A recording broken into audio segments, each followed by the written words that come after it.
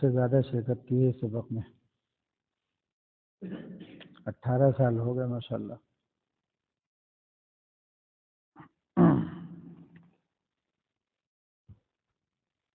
کسی کو سن یاد ہے شروع ہونے کا؟ 5 میں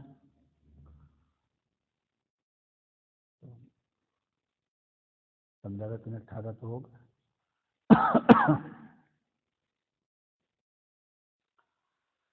اعوذ باللہ من الشیطان الرجیم، بسم اللہ الرحمن الرحیم۔ قل اوحی الی انہ استمع نفر من الجن فقالوا انا سمعنا قرآنا عجبا يهدي الى الرشد فآمنا به ولن نشرك بربنا احدا وأنه تعالى جد ربنا ما اتخذ صاحبة ولا ولدا وأنه كان يقول سفيهنا على الله شططا وأنا ظننا أن لن تقول الإنس والجن على الله كذبا وأنه كان رجال من الإنس يعوذون برجال من الجن فزادوهم رهقا وأنهم ظنوا كما ظننتم أن لن يبعث الله أحدا وأنا لمسنا السماء فوجدناها مليت حرسا شديدا وشهبا وأنا كنا نقعد منها مقاعد للسمع فمن يستمع الآن يجد له شهابا رصدا وأنا لا ندري أشر أريد بمن في الأرض أم أراد بهم ربهم رشدا وأنا منا الصالحون ومنا دون ذلك كنا طرائق قددا وأنا ظننا أن لن نعجز الله في الأرض ولن نعجزه هربا وأنا لما سمعنا الهدى آمنا به فمن يؤمن بربه فلا يخاف بخسا ولا رهقا وأنا منا المسلمون ومنا القاسطون فمن أسلم فأولئك تحروا رشدا وأما القاسطون فكانوا لجهنم حطبا وأن لو استقاموا على الطريقة لأسقيناهم ماء غدقا لنفتنهم فيه ومن يعرض عن ذكر ربه يسلكه عذابا صعدا وأن المساجد لله فلا تدعوا مع الله أحدا وأنه لما قام عبد الله يدعوه كادوا يكونون عليه لبدا قل إنما أدعو ربي ولا أشرك به أحدا قل إني لا أملك لكم ضرا ولا رشدا قل إني لن يجيرني من الله أحد ولن أجد من دونه ملتحدا إلا بلاغا من الله ورسالاته ومن يعص الله ورسوله فإن له نار جهنم خالدين فيها أبدا حتى إذا رأوا ما يوعدون فسيعلمون من أضعف ناصرا وأقل عددا قل إن أدري أقريب أم بعيد ما توعدون أم يجعله قل إن أدري أقريب ما توعدون أم يجعل له ربي أمدا عالم الغيب فلا يظهر على غيبه أحدا إلا من ارتضى من رسول فإنه يسلك من بين يديه ومن خلفه رصدا ليعلم أن قد أبلغوا رسالات ربهم وأحاط بما لديهم وأحصى كل شيء عددا صدق الله العظيم۔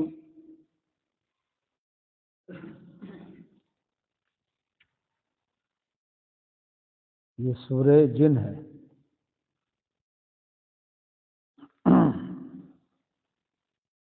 مکے میں نازل ہوئی ہے۔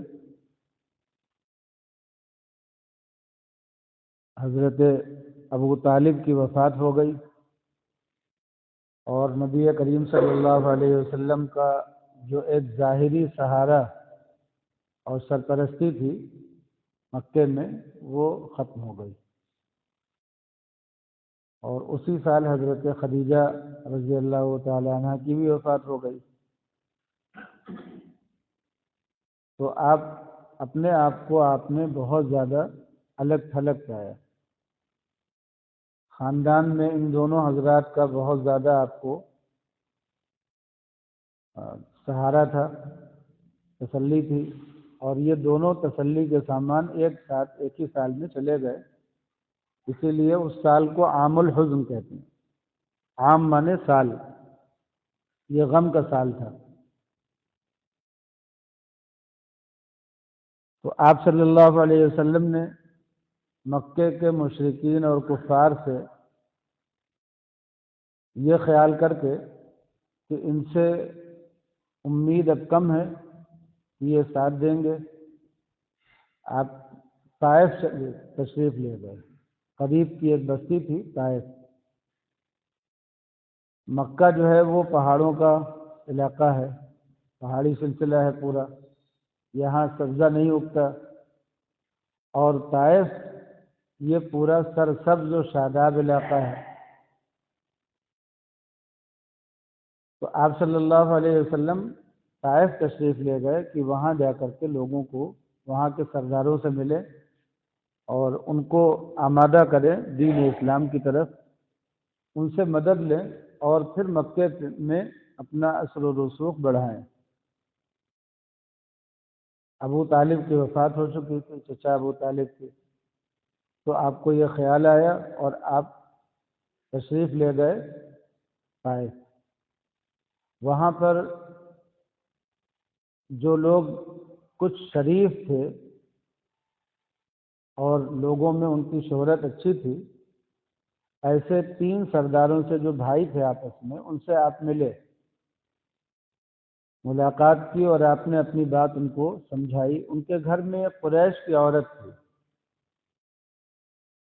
ان تینوں سرداروں کو آپ نے اپنے طور پر جو بھی نصیحت کی اور جو بھی ان کے سامنے بات رکھی، ان میں سے کوئی بھی سردار آپ کا ساتھ دینے کے لیے تیار نہیں ہوا، بلکہ بدسلوکی پر آمادہ ہو گئے، اور انہوں نے نبی کریم صلی اللہ علیہ وسلم کو طائف سے نکل جانے کے لیے کہا، اور چند اوباش لڑکوں کو پیچھے لگا دیا کہ ان کو پتھر مار کر کے یا جس طرح سے بھی چاہیں وہ باہر کر دیں، یہ کوئی پاگل مجنون نعوذ باللہ کہ کچھ ایسے شخص ہیں جو ایک عجیب سی بہکی بہکی باتیں کر رہے ہیں، اور ان کو یہاں سے ہٹا دیں۔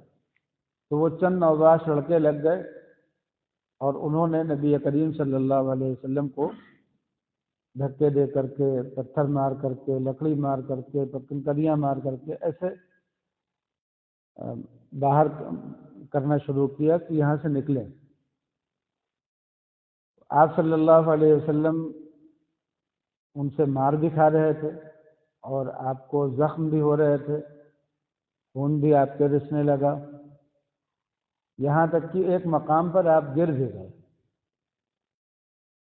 بہرحال ایسے ہی کچھ کیفیت تھی کہ ایک مقام ہے، وہاں پر باغ تھا، نخلا، تو اس نخلا میں، باغ میں آپ صلی اللہ علیہ وسلم جا کر کے بیٹھ گئے۔ اس نخلے کے جو مالک تھے وہ، ان کو ترس آیا، انہوں نے انگور کا کوئی خوشہ جو ہے، انگور کا باغ تھا، انہوں نے کہا کہ یہ انگور لے جا کر کے ان کو دے دو، کچھ کھا لیں۔ تو جو ان کا غلام تھا وہ لا کر کے اس نے انگور کا خوشہ دیا کہ آپ سب آرام سے بیٹھ جائیے، یہ کچھ کھا لیجئے، کچھ آپ کو سکون مل جائے۔ تو آپ صلی اللہ علیہ وسلم نے اس کو بسم اللہ الرحمن الرحیم پڑھ کر کے کھانا شروع کیا۔ تو وہ غلام جو تھا تعجب میں پڑ گیا، اس نے کہا کہ اس طرح سے ہم نے کبھی اس علاقے میں ایسا لفظ سنا نہیں، یہ آپ نے کیا پڑھا؟ تو آپ نے فرمایا کہ میں اللہ کی طرف سے نبی ہوں، اور مجھے اللہ کی طرف سے یہ تعلیمات ملی ہیں آپ نے اس کو کچھ تعلیمات سنائیں، تو وہ آپ کے پیروں پہ گر گیا۔ اس نے کہا کہ میں نصرانی ہوں، عیسائی ہوں، اور یہاں غلام بن کر کے رہ رہا ہوں ان لوگوں کے پاس، اور ہم نے اپنی کتابوں میں اس طرح کی تعلیم سنی تھی کہ اللہ کا تصور اور اللہ کا نام لے کر کے کھانے کی بات۔ اس نے کہا کہ ہم نے وہاں سنا تھا، اور بہت متاثر ہو گیا وہ آپ صلی اللہ علیہ وسلم سے۔ اب ان دونوں لوگوں نے، جو باغ کے مالک تھے، ان کو خیال ہوا کہ وہ نوکر جو ہے گیا جا کر کے کیوں پاؤں چھو رہا ان کے، اور کیوں اس طرح سے ہاتھ چوم رہا۔ تو ان لوگوں نے سوالات کیے۔ اس نے کہا کہ یہ بہت بڑے آدمی ہیں، یہ بہت بڑے آدمی ہیں، اس وقت روئے زمین پر ان جیسا کوئی آدمی نہیں ہے۔ اس طرح کی تعریف اس نے باتیں کی۔ تو ان لوگوں کو یہ ڈر ہوا کہ کہیں یہ ہمارا غلام بھی ان کے بہکاوے میں نہ آ جائے، یہ بھی اپنا مذہب تبدیل نہ کر دے اور ہمارے ہاتھ سے نہ نکل جائے۔ اس طرح کی بات کا ڈر ہوا، تو انہوں نے آ کر کے آپ صلی اللہ علیہ وسلم کو وہاں سے بھی جانے کے لیے کہا۔ کچھ اسی طرح کا منظر تھا۔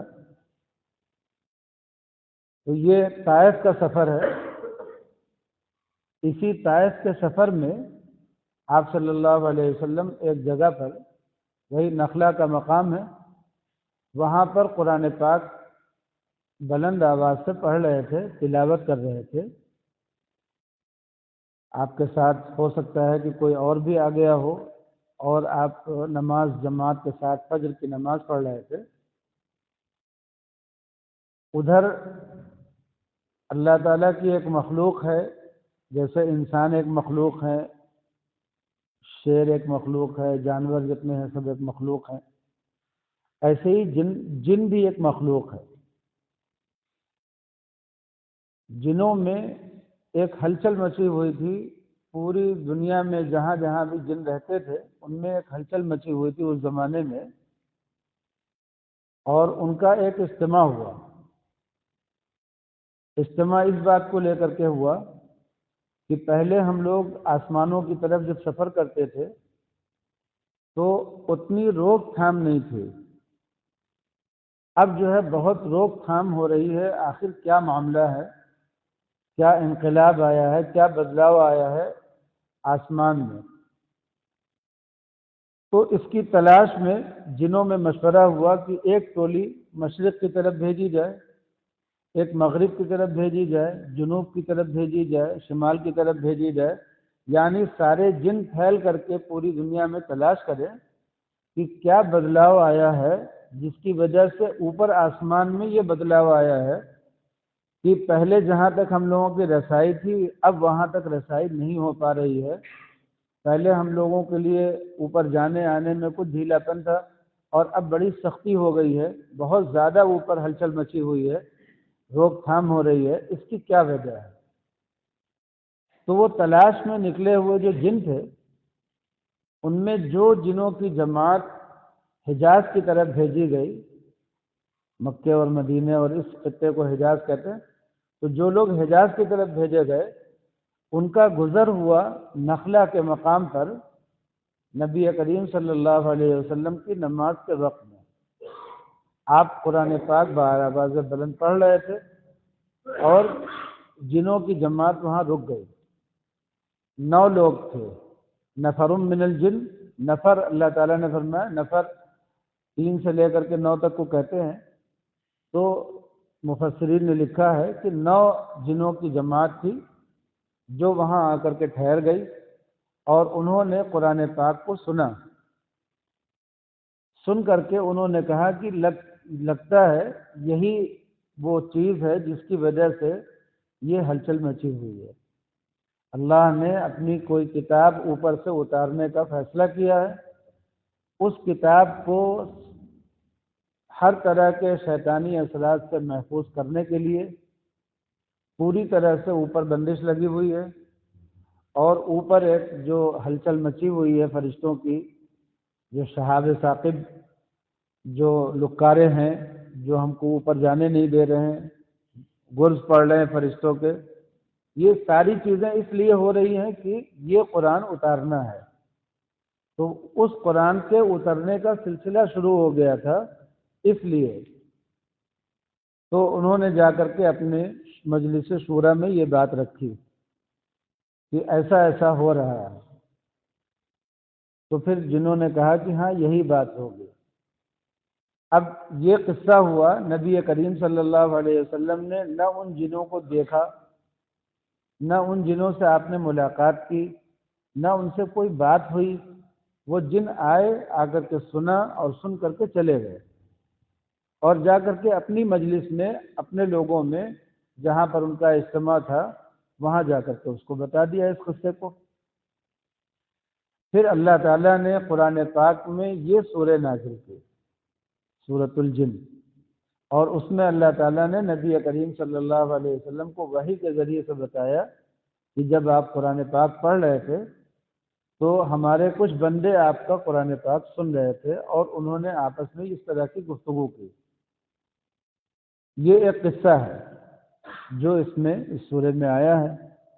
اس قصے کے ساتھ ایک عقیدہ ہے، وہ عقیدہ یہ ہے کہ جن اللہ کی ایک مخلوق ہے، اور اگر کوئی مسلمان یہ کہے کہ جن نہیں ہے، جن کچھ نہیں ہے، تو وہ کافر ہو جائے گا۔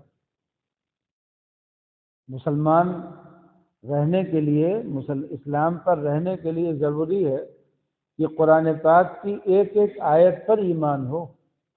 اگر کسی ایک آیت پر بھی ایمان نہیں رہا تو یہ انکار جو ہے، ایک آیت کا انکار پورے قرآن پاک کا انکار سمجھا جاتا ہے اللہ کی نظروں میں، اور آدمی دین اسلام سے نکل جاتا ہے۔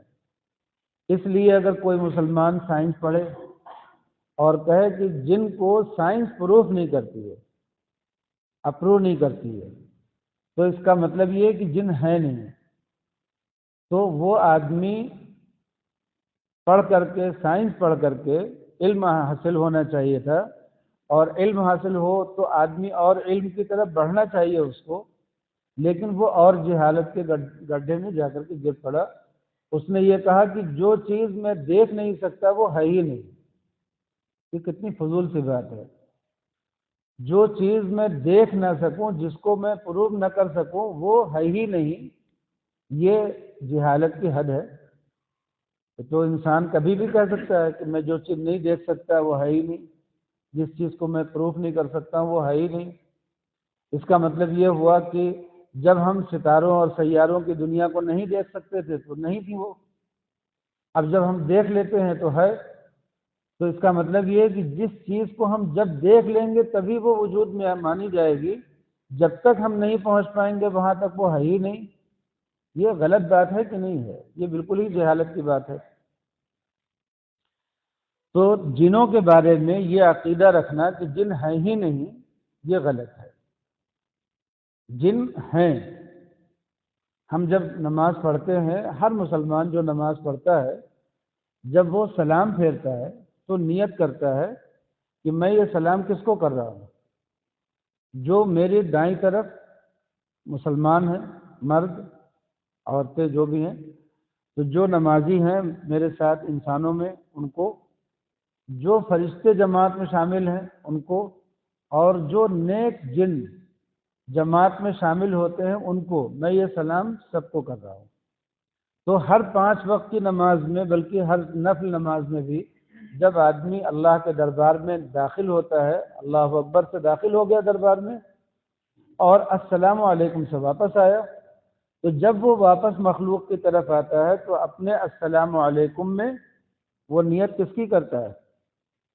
جو اس کے دائیں بائیں انسان ہیں اور جو اس کی جماعت میں شامل ہیں وہ، اور جو دائیں بائیں اس کے فرشتے شامل ہیں اس کی نماز میں، اور جو صالح جن، نیک جن جو شامل ہیں اس کی جماعت میں، ان سب کی نیت کرتا ہے۔ تو اس کا مطلب یہ ہے کہ ہم تو جنوں کا انکار کر ہی نہیں سکتے۔ ہم کو ہر نماز کے ساتھ استحضار ہوتا ہے فرشتوں کا، ہر نماز کے ساتھ استحضار ہوتا ہے جن کا، تو پھر ایک مسلمان جن کا انکار تو کر ہی نہیں سکتا۔ فرشتوں کا بھی انکار نہیں کر سکتا، فرشتے بھی محسوس نہیں ہوتے۔ انسان اپنی کسی بھی قوت سے، کسی بھی طرح کے کیمرے لگا کر کے، کسی بھی طرح کا لینس لگا کر کے انسان فرشتوں کو نہیں دیکھ سکتا۔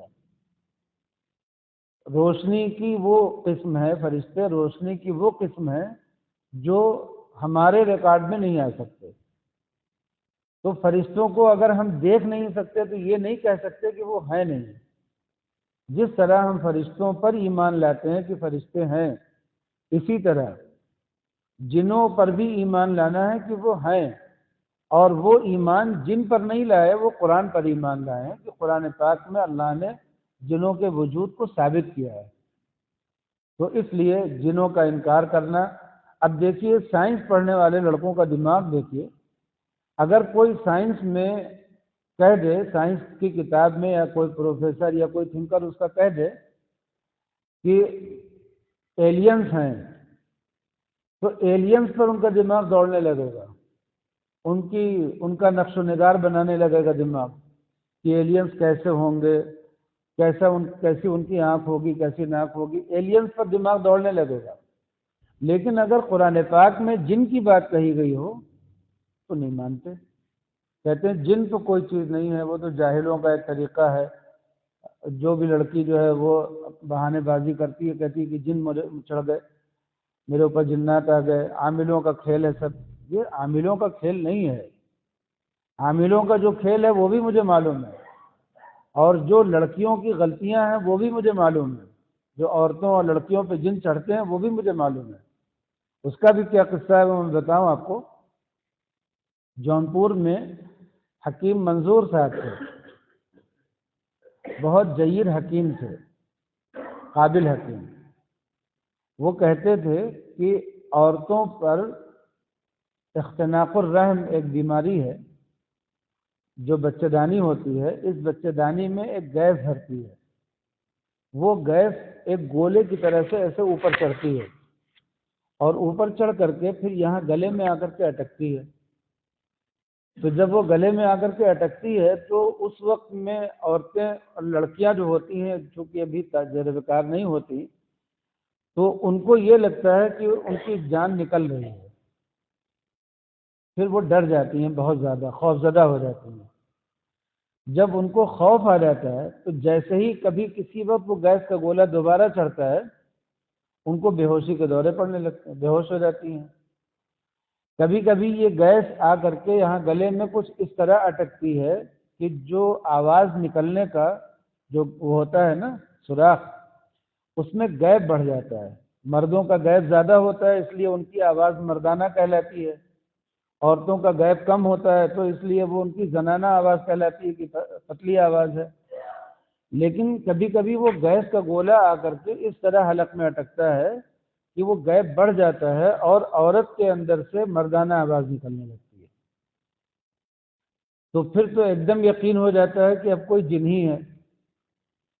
تو یہ جو حکیم منظور صاحب تھے وہ کہا کرتے تھے کہ اختناق الرحم کا جب دورہ پڑتا ہے کسی لڑکی کو، اس کو ہسٹریا کا دورہ کہتے ہیں، تو جب اختناق الرحم کا دورہ پڑتا ہے کسی لڑکی کو اور وہ لڑکی نا تجربے کار اور کمزور دل کی ہوتی ہے تو اس کو یہ کیفیت ہوتی ہے، پھر وہ کبھی اپنے کسی سنے ہوئے قصے یا کسی کہانی یا کسی اس کی وجہ سے وہ ایک گڑھ لیتی ہے کہ میرے اوپر کوئی جن آ گیا، یہ اس کا دماغ گڑھ لیتا ہے، وہ جان بوجھ کر کے نہیں کرتی ہے، وہ حقیقت میں بیمار ہوتی ہے۔ اس کو آپ دیکھیں گے کہ اس کا چہرہ پیلا پڑ گیا ہوگا، اس کا بدن کمزور ہونے لگتا ہے اور آنکھیں چڑھ جاتی ہیں، عجیب سی اندر سے کیفیت ہوتی ہے، وہ حقیقت میں بیمار ہوتی ہے۔ اگر آپ اس کو کہیں اس وقت میں کہ تم نخرہ کر رہی ہو تو اس کو پھر دورہ پڑ جائے گا، اور یہ دورہ سچا پڑے گا، جھوٹا دورہ نہیں پڑے گا۔ تو اس لیے ایسے وقت میں لڑکی کو یہ کہنا کہ تم جھوٹا دعویٰ کر رہی ہو، مکاری کر رہی ہو، نخرہ کر رہی ہو، یہ سب نہیں کہنا چاہیے۔ کہنا چاہیے کہ ہاں یہ تم کو بیماری ہے، ہم اس کا علاج کرتے ہیں۔ تو جو علاج ہے اس کا وہ اختناق الرحم کا علاج ہے، ہسٹریا کا علاج کرے، اس کا ہسٹریا کا علاج کریں گے تو اس کا یہ دورہ جیسے ہی کم ہوگا، سانس چڑھنا کم ہوگی، وہ ٹھیک ہونے لگے گی، اپنے آپ کو ٹھیک محسوس کرنے لگے گی۔ تو یہ اختناق الرحم ایک بیماری ہے، اور اس کے ساتھ لوگوں نے جنات کو جوڑ لیا ہے، حالانکہ وہ جنات ہوتا نہیں ہے، یہ ایک مسئلہ الگ ہے۔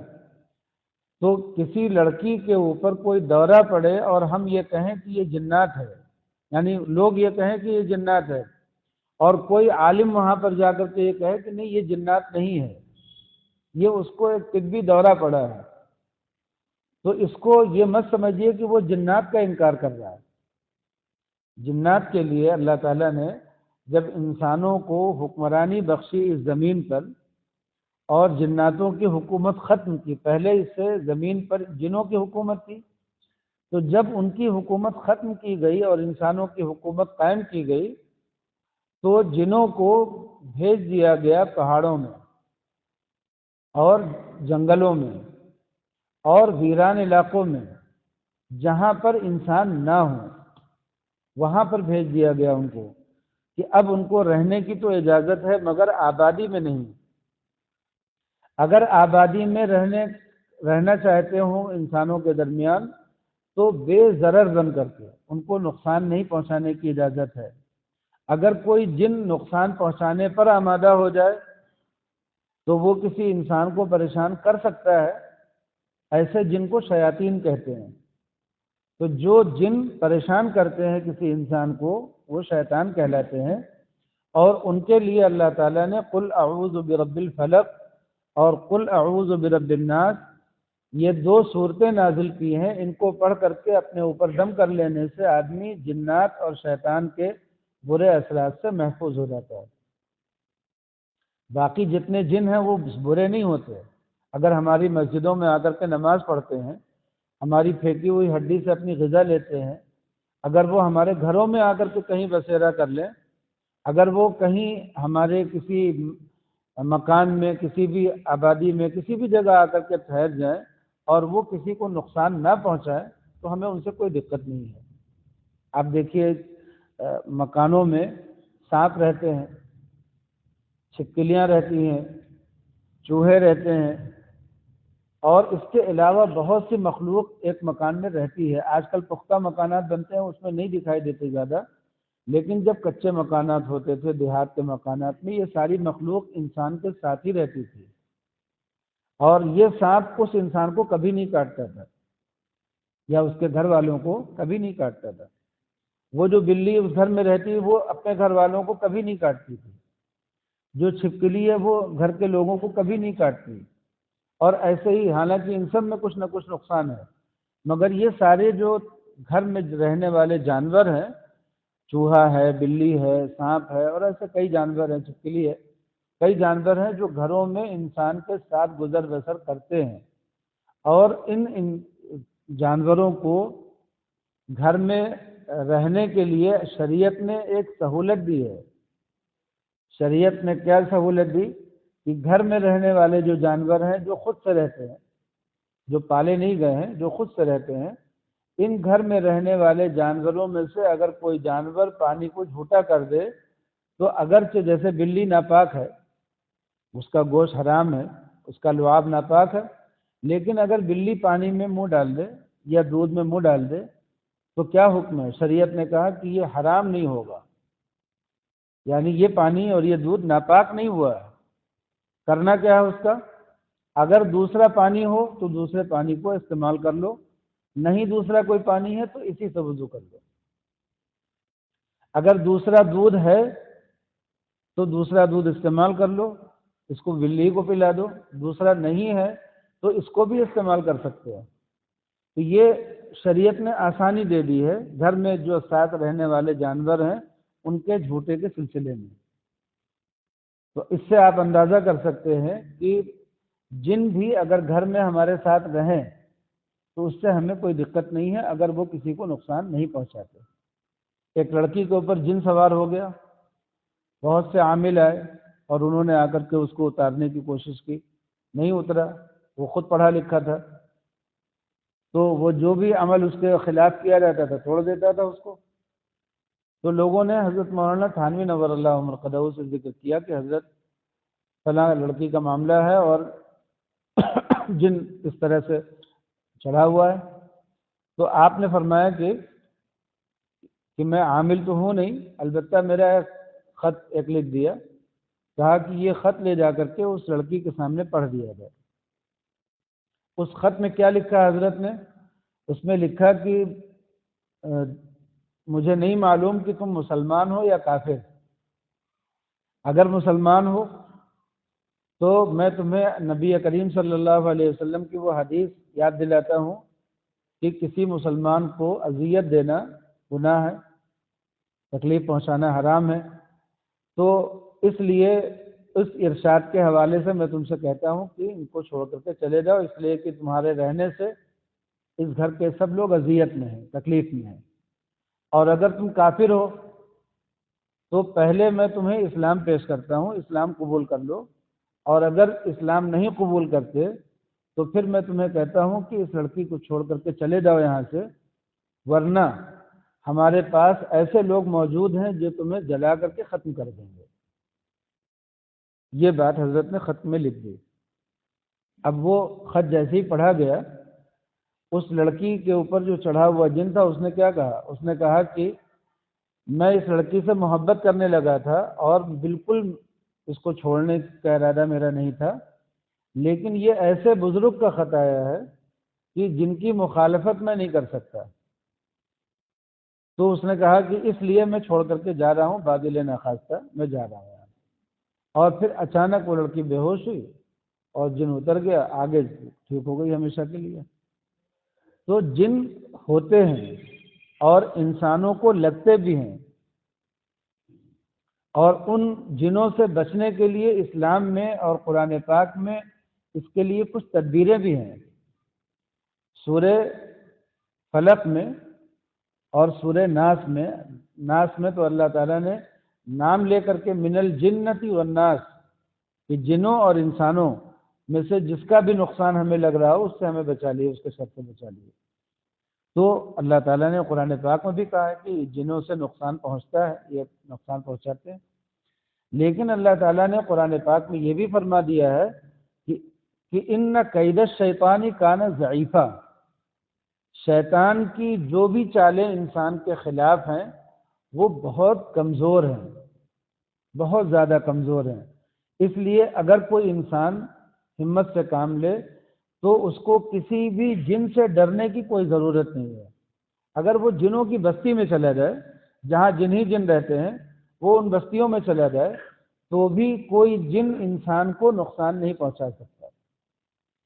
اپنی حفاظتی تدبیر کر لیں، وہ دعائیں پڑھ لیں اور جنوں کی بستی میں چلے جائیں۔ ایک عامل صاحب تھے، وہ جن اتارا کرتے تھے، ایک دن ان سے اپنی حفاظتی تدبیر رہ گئی، وظیفہ رہ گیا ان کا، اور وہ ناپاکی کی حالت میں سوتے رہ گئے، فجر کی نماز بھی نہیں پڑھی، وظیفے بھی نہیں پڑھے۔ اس کے بعد جب وہ اٹھے ہیں تو خود ہی بتا رہے تھے، کہنے لگے کہ جب اٹھے اور اٹھ کر کے وضو کرنے کے لیے ابھی ہم تیاری کر رہے تھے کہ پیٹھ پر ایک بہت زبردست مکہ لگا، اتنا کہ بیمار پڑ گئے، بخار آ گیا، تیز بخار آ گیا، اور لگا کہ جان چلی جائے گی، الٹی آنی شروع ہو گئی، اور کیا کیا ہو گیا ان کے ساتھ۔ بہرحال پھر ان کے والد چونکہ خود بھی بڑے عامل تھے اور بزرگ تھے، انہوں نے ان کا تحفظ کیا اور پھر کہا کہ دیکھو کبھی بھی معمولات ناغہ نہ ہو۔ تو جو بھی عامل ہوتے ہیں اور جن کا واسطہ پڑتا ہے لوگوں سے اس طرح کے معاملات سے، وہ اپنا تحفظ کرتے ہیں۔ نبی کریم صلی اللہ علیہ وسلم روزانہ رات میں سوتے وقت تینوں قل پڑھ کر کے اپنے ہاتھوں پر دم کر کے پورے بدن پر پھیرتے تھے، اس لیے کہ آپ کو جو انسانوں والی مخلوق ہے ان سے بھی، جو جانوروں والی مخلوق ہے ان سے بھی، اور جو جنوں والی مخلوق ہے ان سے بھی، ان سب سے جیسے یہ ہوتا ہے فائدہ اٹھانا اس کی توقع ہوتی ہے، ایسے ہی نقصان پہنچنے کا خطرہ بھی ہوتا ہے۔ دیکھیے ایک آدمی گھوڑے پہ بیٹھا، اب گھوڑے پہ بیٹھ کر کے سواری کر سکتے ہیں، اور گھوڑا گرا دے، پلٹ دے تو ہڈی بھی ٹوٹ سکتی ہے۔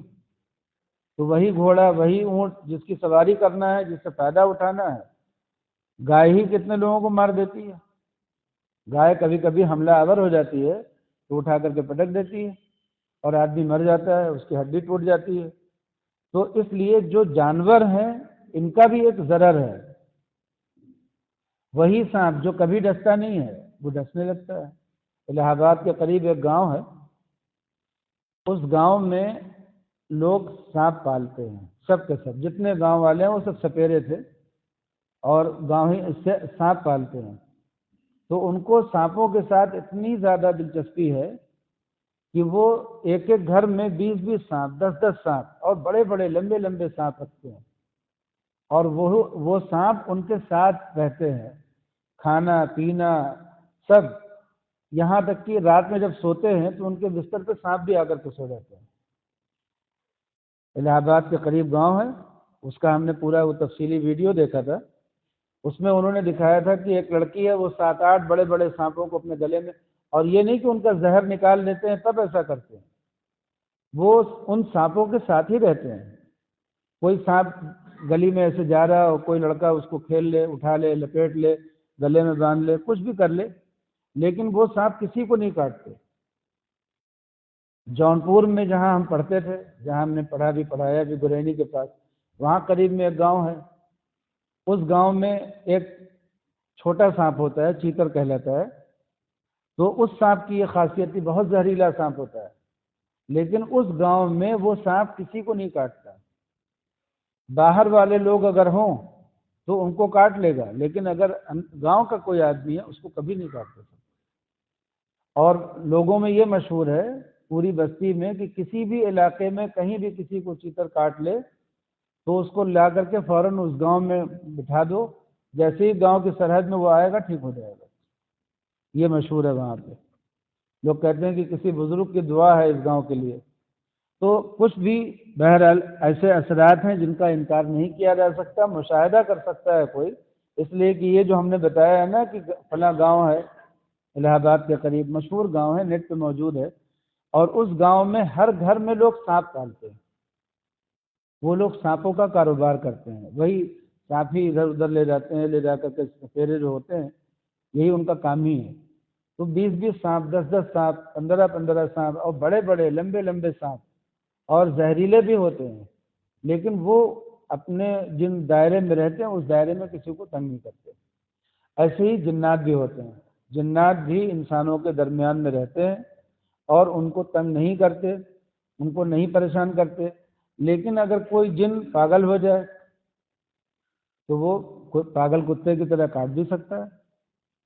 تو ایسا کوئی جن بگڑا ہوا وہ نقصان پہنچا بھی سکتا ہے۔ اور کچھ جن بڑے نیک ہوتے ہیں، بہت اللہ والے ہوتے ہیں، بڑے محدث ہوتے ہیں، فقیہ ہوتے ہیں، عجیب عجیب طرح کے جن ہیں دنیا میں، اور ان کے عجیب عجیب واقعات ہیں۔ علامہ ابن جوزی نے لکھا کہ ان کے زمانے میں حرم شریف میں ایک نماز پڑھتا ہوا ایک جن دکھائی دیا، بہت خوبصورت ایک جبہ پہنے ہوئے تھا، وہ جبہ ہی دکھ رہا تھا، جن تو دکھ نہیں رہا تھا۔ تو لوگوں نے اس سے ملاقات کی، اس نے کہا کہ تم کو میرے اس جبے سے تعجب ہے؟ یہ 700 سال سے یہ میں پہنے ہوئے ہوں، عیسیٰ علیہ السلام کے زمانے میں پیدا ہوا تھا، اور اس کے بعد نبی کریم صلی اللہ علیہ وسلم کا دور اس نے پایا، پھر اس کے بعد علامہ ابن الجوزی کا دور ہے، وہ 7ویں 6ٹھی صدی ہجری کے ہیں، تو 600 سال یہ بھی ہو گئے، 600 سال وہ بھی، 1200 سال تو ہو ہی گئے تھے۔ تو اس نے کہا کہ 700 سال سے میں یہ جبہ پہنے ہوئے ہوں، اور میرا جبہ آج تک یہ میلا نہیں ہوا، اس لیے کہ میں نے کبھی فلک جھپکنے کے بقدر گناہ نہیں کیا۔ تو اس طرح سے اس نے اپنا حال بتایا۔ شاہ ولی اللہ صاحب رحمۃ اللہ علیہ نے بھی ایک جن سے ملاقات کی تھی، ایک صحابی جن سے ملاقات کی تھی جنہوں نے رسول اللہ صلی اللہ علیہ وسلم کا دور پایا تھا، اور ان سے انہوں نے حدیث بھی سنی۔ شاہ ولی اللہ صاحب نے اس کو بیان کیا کہ ایک واقعہ یہ ہوا کہ وہ گھر سے باہر نکلے اور کوئی جانور ان کو ملا جو موذی تھا، انہوں نے اس کو مار دیا، کوئی سانپ تھا، انہوں نے اس کو مار دیا۔ وہ سانپ کوئی جن تھا جو ادھر سے گزر رہا تھا، اس جن کے گھر والوں نے مقدمہ کر دیا جنوں کی عدالت میں کہ فلاں نے ہمارے فلاں کو قتل کر دیا ہے۔ تو شاہ اللہ صاحب کہتے ہیں کہ مجھے ایک مرتبہ ایسا ہوا کہ میں بیٹھا مطالعہ کر رہا تھا اور اچانک کچھ جن نمودار ہوئے اور انہوں نے مجھ سے کہا کہ آپ کو چلنا ہے ہمارے ساتھ ہمارے بادشاہ کے پاس، عدالت میں چلنا ہے۔ میں نے کہا کہ مجھ سے کیا غلطی ہوئی، کیوں عدالت میں مجھے جانا ہے؟ انہوں نے کہا کہ آپ نے ایک جن کو قتل کر دیا، تو اس لیے عدالت میں چلنا پڑے گا۔ فرمایا کیسے چلنا ہوگا؟ وہ لے کر کے گیا ایک جگہ اور وہاں اس نے کہا کہ اپنی آنکھیں بند کیجئے، پٹی باندھ دی اس نے، اور اچانک کچھ محسوس نہیں ہوا کہ کوئی سفر وفر ہوا، لیکن اچانک یہ محسوس ہوا کہ ہم کہیں اور ہیں۔ اس نے کہا اپنی آنکھیں کھولیے تو دیکھا کہ ہم زیر زمین ایک بہت بڑی عدالت میں ہیں، جنوں کا دربار لگا ہوا ہے، سارے جن نظر آ رہے ہیں، سب لوگ بیٹھے ہوئے ہیں، اور وہاں پر پیشی ہوئی کہ آپ نے ہمارے ایک شخص کو قتل کر دیا ہے، اس لیے آپ کے اوپر قتل کا مقدمہ ہے۔ تو شاہ اللہ صاحب نے کہا کہ مجھے نبی کریم صلی اللہ علیہ وسلم کی یہ روایت پہنچی ہے کہ اقتل الموذی قبل الایذاء، ستانے والے جانور کو، جیسے سانپ ہے یا بچھو ہے یا چوہا بھی ہے اسی میں، یا شیر ہے یا کوئی بھی ایسا جو ستانے والا جانور ہے، اس کو اس کے ستانے سے پہلے مار دو، اس لیے کہ جب اس نے کاٹ لیا پھر کیا مارو گے؟ تو نبی کریم صلی اللہ علیہ وسلم کی یہ روایت میرے پاس ہے کہ موذی جانور کو اس کے ستانے سے پہلے مار دو۔ اس موذی میں انسان بھی آتا ہے، اگر کوئی آپ کے اوپر تلوار لے کر کے حملہ کرے اور فائر کرنے کی کوشش کرے تو اس کے فائر سے پہلے آپ اس کو مار دو گے تو کوئی قتل کا گناہ نہیں ہوگا نا، اس لیے کہ اپنے تحفظ کے لیے کیا، یہ دنیا کا بھی قانون ہے۔ تو آپ صلی اللہ علیہ وسلم نے یہ فرمایا ہے، اس لیے میں نے اس کو سانپ کی شکل میں دیکھا تھا، میں نے جن کو سمجھا نہیں، میں نے سانپ سمجھ کر کے مارا، اس لیے میرے اوپر کوئی الزام نہیں ہے۔ تو جنہوں نے کہا کہ یہ روایت ہم تک نہیں پہنچی، تو ان میں ایک پرانے جن کھڑے ہوئے، انہوں نے کہا کہ یہ روایت میں نے خود سنی ہے۔ انہوں نے کہا کہ میں نے رسول اللہ صلی اللہ علیہ وسلم سے روایت خود سنی ہے۔ اس طرح کا یہ واقعہ بھی ہے، اور ایسے بہت سے واقعات ہیں اسلام میں، تاریخ اسلام میں۔ اگر آپ تاریخ جنات و شیاطین کتاب ہے، اگر اس کتاب کو آپ پڑھیں گے تو اس میں آپ کو جنات اور شیاطین سے متعلق بہت سی عجیب عجیب معلومات ہو سکتی ہیں۔ یہ جو جنات ہوتے ہیں، یہ بھی، ان میں بھی جیسے انسانوں میں توالد و تناسل ہوتا ہے، ہم بستری ہوتی ہے، پھر پیدائش ہوتی ہے، اسی طرح سے قریب قریب ایسا ہی نظام جنوں میں بھی ہوتا ہے۔ بس ان میں بعض کتابوں میں اس طرح سے بھی لکھا ہوا ہے کہ ایک ران اور دوسری ران کے ملنے سے ان میں ایک جن پیدا ہو جاتا ہے، یعنی ایک میں پیدائش کا مادہ ہوتا ہے جیسے مردوں کا، اور دوسرے میں عورتوں والا حصہ، اور اس طرح سے ہو جاتا ہے۔ ان میں آپس میں شادی بیاہ بھی ہوتی ہے، اور بہت سے جن ایسے بھی ہوئے ہیں جنہوں نے انسانوں سے شادی کی ہے، کوئی عورت ان کو پسند آ گئی ہے اور انہوں نے اس عورت سے بات کی اور یہ کہا کہ میں تم سے شادی کروں گا، تم کسی اور سے شادی نہیں کرنا، اور وہ عورت زندگی بھر کنواری رہ گئی اس جن سے شادی کر کے، اور اس عورت کو جیسے مردوں کے ساتھ ساری چیزیں ملتی ہیں، لذت وغیرہ، وہ ساری لذتیں، ساری چیزیں اس عورت کو اس جن سے مل جاتی ہیں، اور وہ اس کی ساری ضروریات کی کفالت کرتا ہے۔ اس طرح سے جنہوں نے شادی بھی کی ہے عورتوں سے، جی، ولادت میں بھی کچھ کیا رہا ہوگا واللہ عالم، مجھے اس کی تحقیق نہیں ہے۔ حضرت علی کے بارے میں مشہور ہے کہ ان کی ایک اولاد جو تھی، وہ کتنا صحیح ہے اور کتنا غلط ہے اس کی تحقیق ابھی اس وقت ہم نہیں کر رہے ہیں، لیکن ان کی ایک اولاد کے بارے میں یہ مشہور ہے کہ وہ جن کی، یعنی جنیہ سے پیدا ہوئی تھی۔ انہوں نے ایک شادی ایک جنیہ سے کی تھی، اور اس سے ایک ان کی اولاد پیدا ہوئی جو بہت زیادہ طاقتور اور بہت زیادہ ہمت، یعنی قدرت والی تھی۔ بہرحال، تو جنوں میں یہ سارا نظام ہے جو انسانوں میں چلتا ہے، ان میں بھی موتیں ہوتی ہیں، وہ جب ان میں موت ہوتی ہے تو وہ آگ میں جلاتے ہیں۔ شیاطین کی جو پوجا کرنے والی قومیں ہیں، جو شیاطین کی پوجا کرتی ہیں، انہوں نے جب دیکھا کہ جن کی ہم پوجا کرتے ہیں وہ اپنے لوگوں کو آگ میں جلاتے ہیں، تو انہوں نے وہاں سے سیکھ لیا کہ ہم بھی اپنے مردوں کو آگ میں جلائیں، اور اس طرح سے یہ ایک نظام انسانوں میں بھی جاری ہو گیا آگ میں جلانے کا۔ ورنہ تو جن آگ سے ہیں اور وہ آگ میں جاتے ہیں، اور انسان مٹی سے ہیں، انسان مٹی میں جاتے ہیں، اصول یہی ہے۔ جیسے انسان کا مادہ، اس میں مٹی ہے اور پانی ہے اور ہوا ہے اور آگ ہے، اور ان سب کے اندر بہت سے اجزاء ہیں۔ پانی کے اندر بہت سے منرلز ہیں، اور مٹی کے اندر بہت سی چیزیں ہیں، بہت سے معدنیات ہیں۔ ایسے ہی جیسے یہ بہت سی چیزوں سے مرکب انسان بنا ہے، ایسے ہی جن جو اللہ نے مخلوق بنائی ہے یہ بھی صرف آگ سے نہیں بنی ہے، یہ صرف آگ سے نہیں بنی ہے، یہ اللہ نے جو بنایا ہے اس کو بھی مرکب بنایا ہے کئی چیزوں سے۔ لیکن کن کن چیزوں سے مرکب بنایا ہے، اس کو کس چیز سے گوندھا گیا ہے کہ ان کو اس بات پر قدرت ہے کہ وہ انسانوں کے سامنے اپنی شکل کے ساتھ آئیں، اور اس پر بھی قدرت ہے کہ وہ اپنی شکل کے ساتھ انسان کے سامنے نہ آئیں۔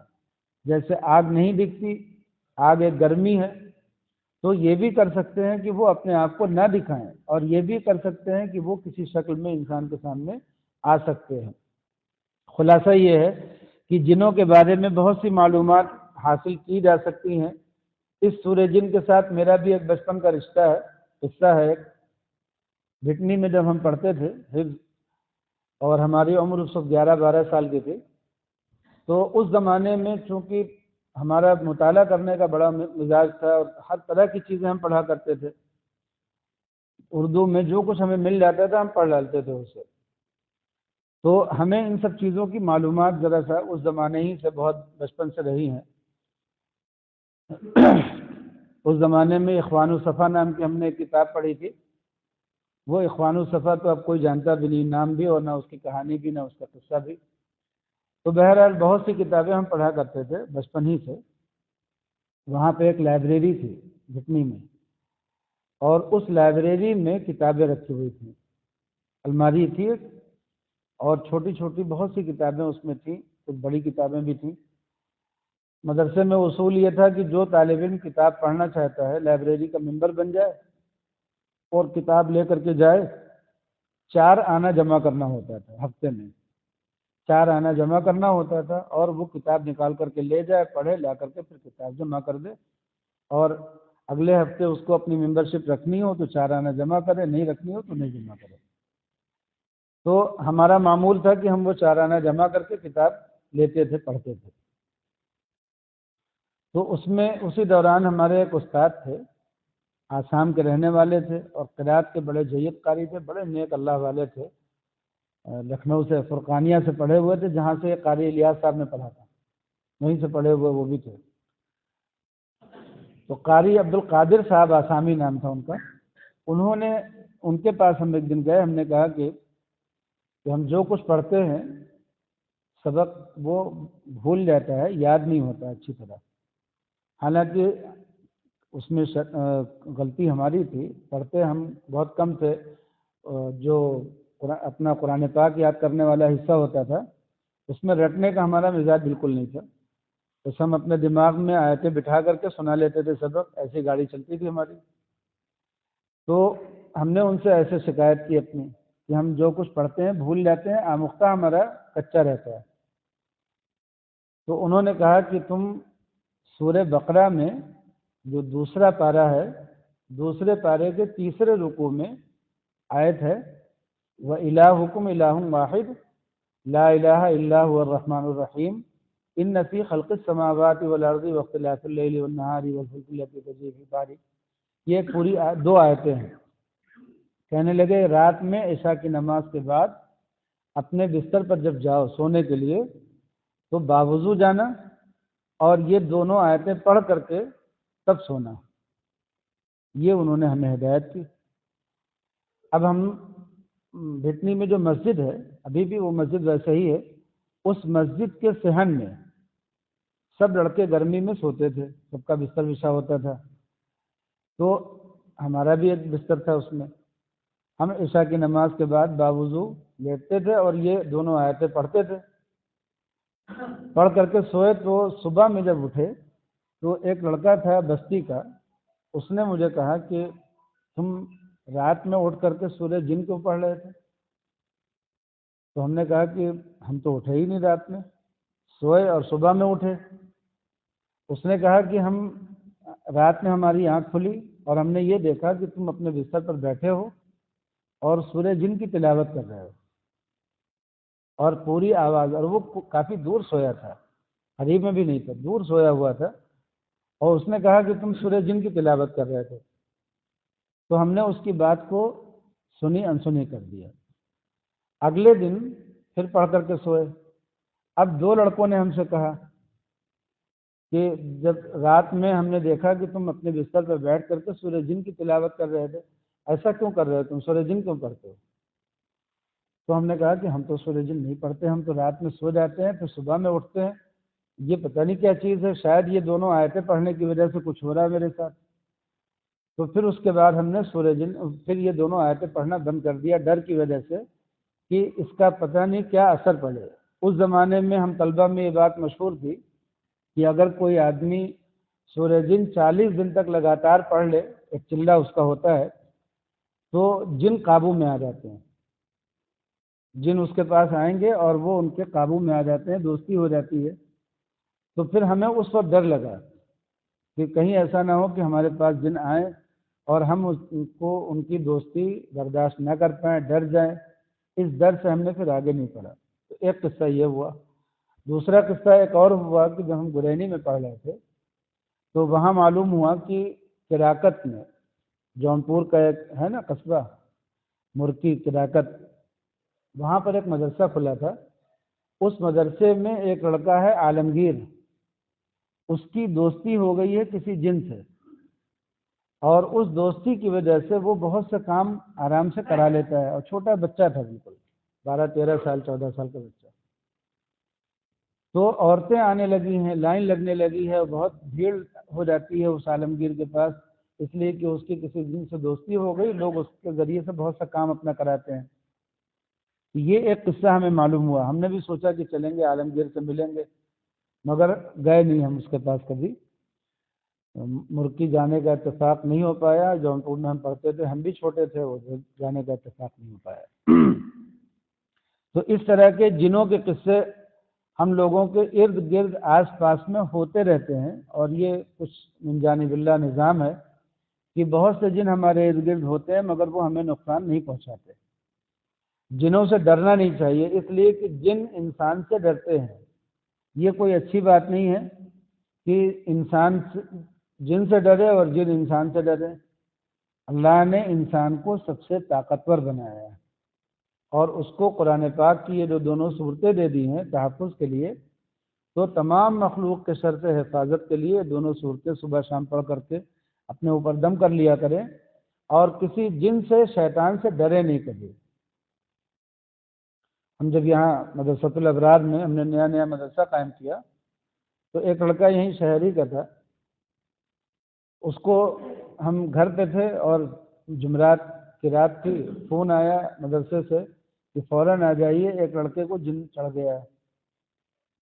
تو ہم گئے، اور ہمارے پاس ایک بہت لمبی سی بیت تھی، وہ رکھے رہتے تھے ایسے ہی جنوں کے لیے.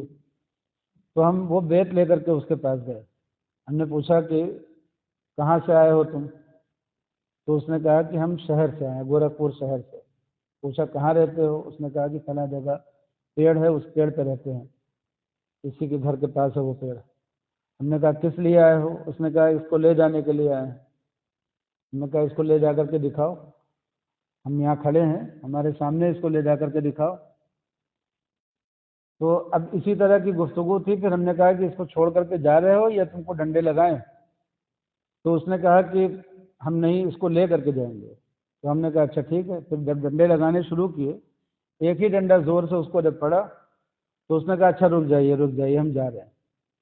ہم نے کہا کہ فوراً جاؤ اور دوبارہ کبھی آنا مت.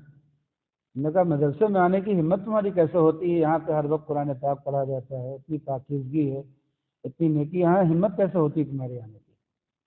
خیر اس کے بعد جو اس کے اوپر سے وہ اترا تو پھر دوبارہ مدرسے میں اس طرح کا کوئی واقعہ ہوا کہ نہیں۔ تو جن جو ہوتے ہیں یہ ہوتے ہیں، ان کی حقیقت ہے، لیکن جس لڑکے نے ظاہر کیا ہے کہ میرے اوپر جن چڑھا ہے، کوئی ضروری نہیں کہ اس کے اوپر جن ہی چڑھا ہو، یا جو لڑکی ظاہر کر رہی کہ میرے اوپر جن چڑھا ہے، یہ کوئی ضروری نہیں کہ جن ہی چڑھا ہو اس کے اوپر۔ اس کا انکار کیا جا سکتا ہے کہ اس کے اوپر جن نہیں چڑھا ہے، لیکن یہ کہنا کہ جن ہے ہی نہیں، یہ غلط ہے۔ جن ہیں اور اس پر ہمارا ایمان ہے، اس لیے کہ قرآن پاک میں اللہ نے ان کا قصہ سنایا ہے، تو یہ فرضی قصہ نہیں ہو سکتا نا۔ اب چلیے سنیے، نبی کریم صلی اللہ علیہ وسلم وہاں نخلا کے مقام پر جنوں کو آپ نے قرآن پاک جو جنہوں نے سنا، وہاں تو جنوں سے ملاقات آپ کی نہیں ہوئی، بس وہ سن کر کے چلے گئے۔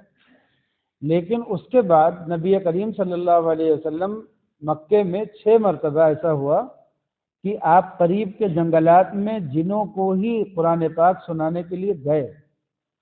6 مرتبہ ایسا ہوا کہ آپ نے حضرت عبداللہ ابن مسعود کو کہا کہ آؤ میرے ساتھ چلو، اور انہوں نے آپ کا لوٹا لے لیا اور آپ کا تکیہ لے لیا اور چلے، اور ایک جگہ جا کر کے آپ صلی اللہ علیہ وسلم نے ایک حصار بنایا اور فرمایا کہ اسی میں بیٹھ جاؤ، نکلنا مت۔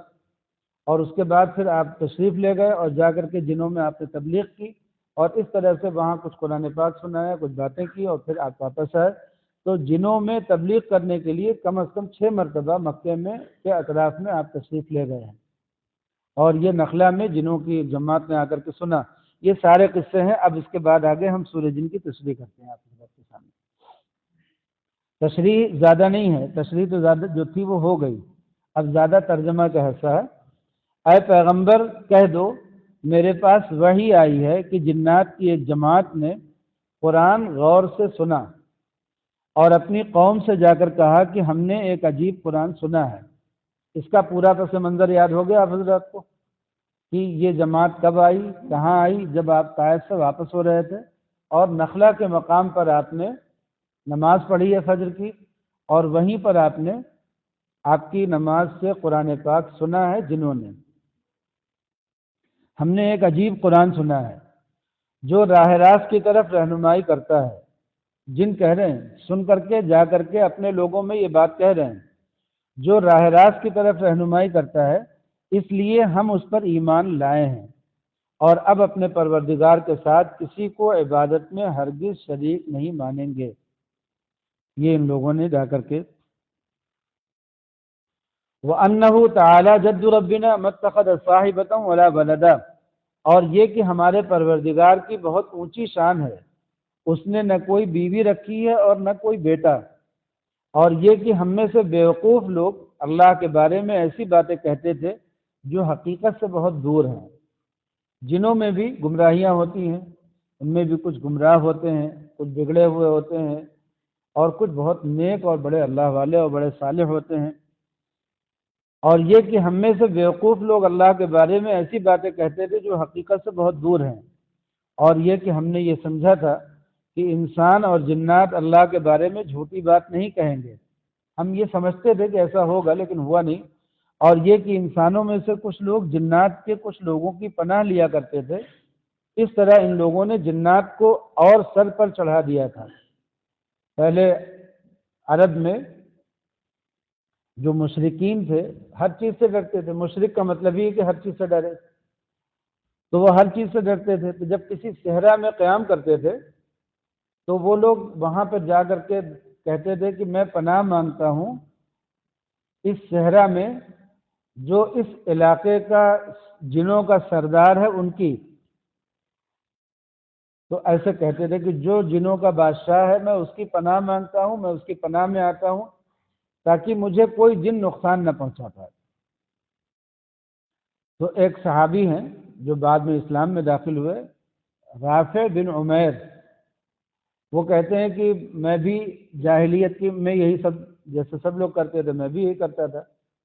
تو میرے ساتھ یہ قصہ پیش آیا کہ اونٹ کے ساتھ میرا سفر تھا، اونٹنی کے ساتھ، اور ایک جگہ میں نے اس کو ٹھہرایا اور میں سو گیا۔ خواب میں نے کیا دیکھا کہ ایک آدمی ہے، کوئی شخص ہے جو میری اونٹنی پر حملہ کرنے والا ہے۔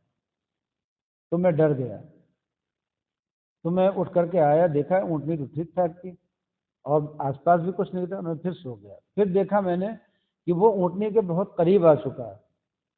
اب جب میں اٹھا تو میں نے دیکھا کہ میری اونٹنی بھی تھرتھرا رہی ہے، لیکن آس پاس کچھ بھی نہیں تھا۔ اس کے بعد پھر میں سو گیا جا کر کے، میں نے سوچا کچھ نہیں ہے، ایک وہم ہے، اور وہ دعا پڑھ لیا تھا انہوں نے اپنی، کون سی؟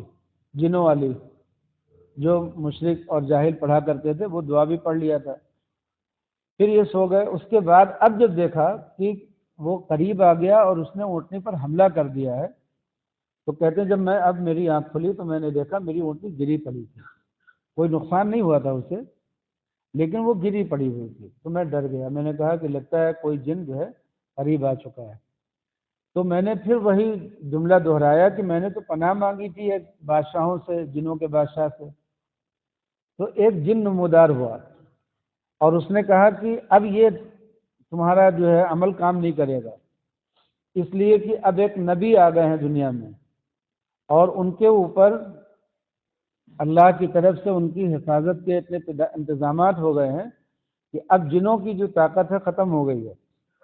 اس لیے اب تم اس نبی کا نام لے کر کے، یعنی یہ کہو کہ رب محمد، اعوذ برب محمد، ایسے کہہ کر کے پناہ مانگو گے تب پناہ ملے گی۔ اب وہ ہم لوگوں کا دور ختم ہو گیا۔ تو یہ کہتے ہیں کہ پھر میں وہاں سے جب آیا واپس اور نبی کریم صلی اللہ علیہ وسلم کی خدمت میں پہنچا تو آپ نے مجھ سے نہ کوئی سوال کیا نہ کوئی بات پوچھی، آپ نے کہا اسلام قبول کر لو، اور میں نے اسلام قبول کر لیا۔ کہتے ہیں میں ایک دم تیار، اپنے ذہنی طور پہ تیار ہو کر کے گیا تھا اور میں نے اسلام قبول کر لیا فوراً کے فوراً۔ چلیے دیکھیے، وَأَنَّهُ كَانَ يَقُولُ سَفِيهُنَا، اور ہم میں کوئی بیوقوف لوگ یہ کہ اللہ کے بارے میں ایسی باتیں کہتے تھے جو حقیقت سے بہت دور ہیں، اور یہ کہ ہم نے یہ سمجھا تھا کہ انسان اور جنات اللہ کے بارے میں جھوٹی بات نہیں کہیں گے، اور یہ کہ انسانوں میں سے کچھ لوگ جنات کے کچھ لوگوں کی پناہ لیا کرتے تھے، اس طرح ان لوگوں نے جنات کو اور سر پر چڑھا دیا تھا، اور یہ کہ جیسا گمان تم لوگوں کا تھا، انسانوں نے بھی یہی گمان کیا تھا کہ اللہ کسی کو بھی مرنے کے بعد دوسری زندگی نہیں دے گا، اور یہ کہ ہم نے آسمان کو ٹٹولنا چاہا تو ہم نے پایا کہ وہ بڑے سخت پہرے داروں اور شعلوں سے بھرا ہوا ہے۔